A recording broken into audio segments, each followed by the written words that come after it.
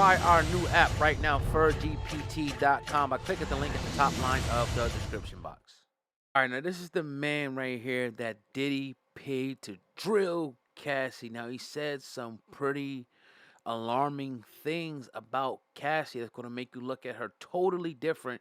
And what he shares about Diddy is totally mind blowing. I'm going to let this play and then stick around at the end for my commentary. Get your popcorn ready. This is crazy. Okay, everybody, so we're going to deal with the elephant in the room, which is the question that has been posed to me by hundreds of people, which is, hey, Clayton, why are you suing Diddy and Cassie? Weren't you a male escort? Didn't you get paid?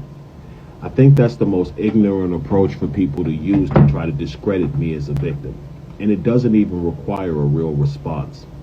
But I've decided to give a public response because it might help some of those out there too blind to look at the truth of the situation understand what's really going on. Now, yes, at one point I was a male provider being paid by Cassandra Ventura to smash her out and give her orgasms. That was my role. Now, I never advertised as a male escort because that's illegal. I actually gave massages because I was bigger, I was stronger, and I was a really good masseuse. During the course of these encounters where women would call me for massages, I would be propositioned. And many a times, if they were attractive or whatever, I was younger. I didn't understand the law as well as I do now. I was kind of gullible. I was easily manipulated for money, I'll be honest. So when these women would offer me money to sleep with them, and it wasn't many before Cassie, I think it may have only been 5 or 6 people. I didn't have a years-long streak of being a man whore. That's not the story of Clayton Howard. But when it did happen, it would be significant amounts of cash. So I would take it. I'll be honest. It's something that I wish I could go back in time and change because the money did not transfer into my life and make things better. But we do what we do, people, and in maturity and in being real, you have to accept the things you do in order to move forward with them. So yes, people, I was called by Cassie, I want to say, for 7 or 8 years. And I was called for one specific purpose, that's to provide for her. I was brought in under the pretense that this was a committed relationship between her and Sean Combs. And she just needed me because I happened to be really good in bed. And ladies, here's the truth, not to toot my own horn. I really was good in bed. I used to crack Cassie in half. And I enjoyed it because Cassie was attractive woman for the most part. She's easy to look at.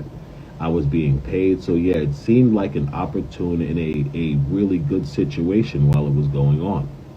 But there were not good things going on while I was there, people. I used to deal with a lot.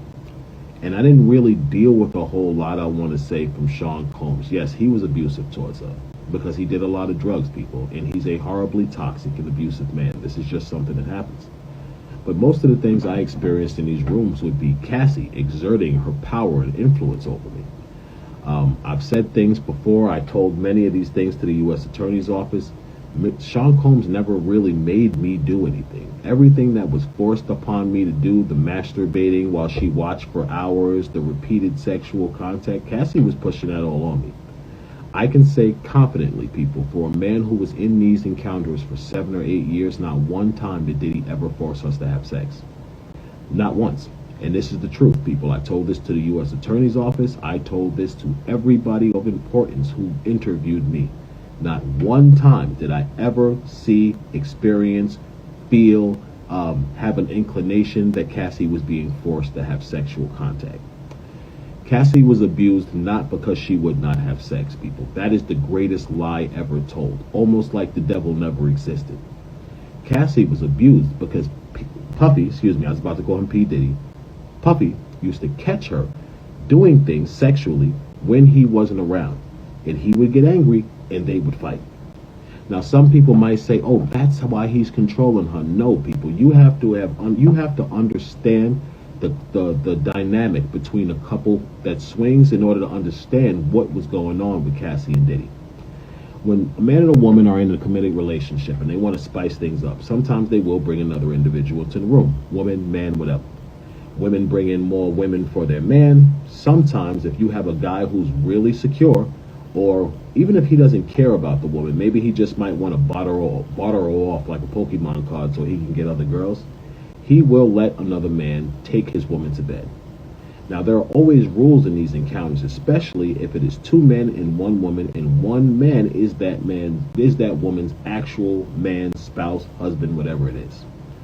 The laws of power dynamics between men and women automatically dictate that the dominant partner will be in control of the situation, and they're going to interact with whoever the person is.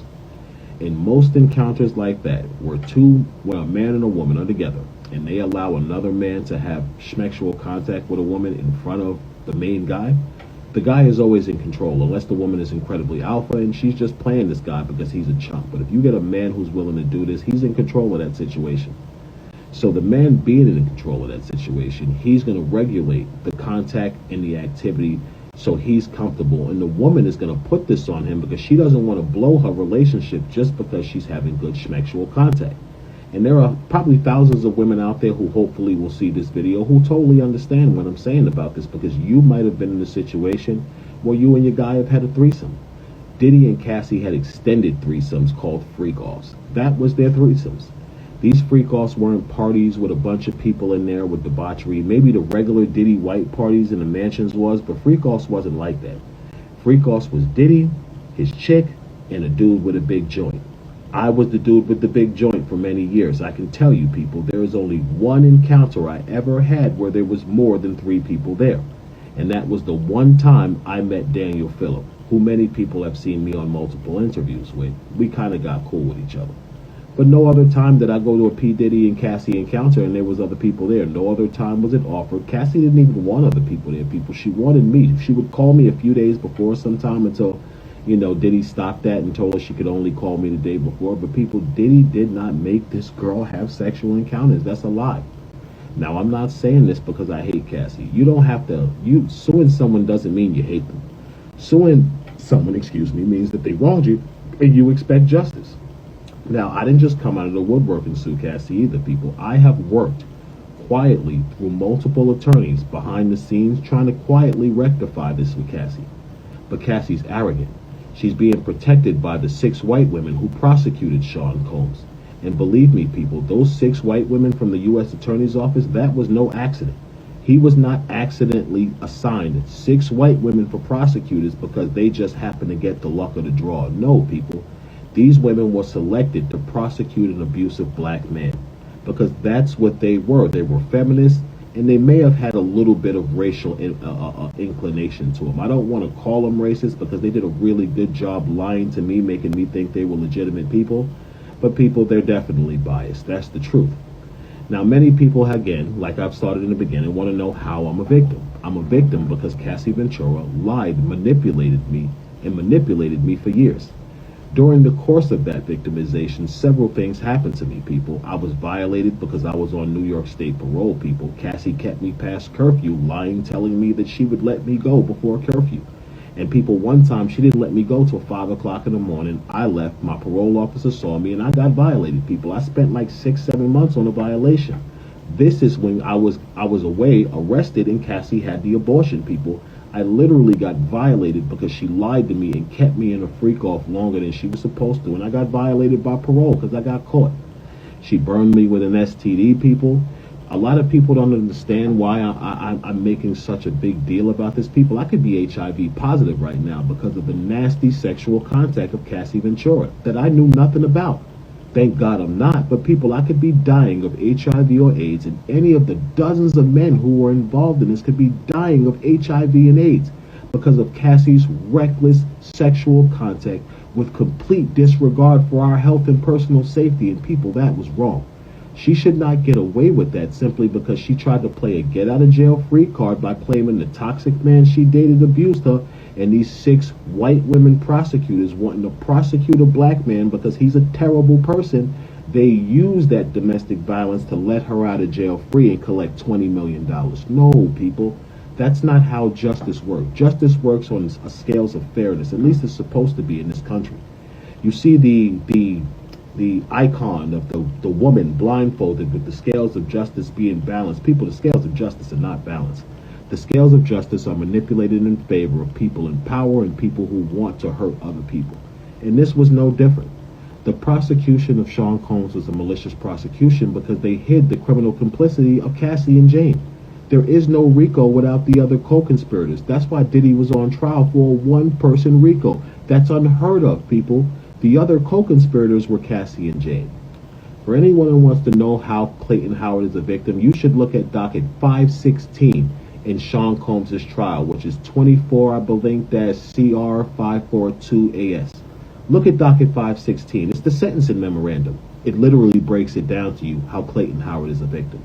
Thank you for watching, people. Cassie was no victim.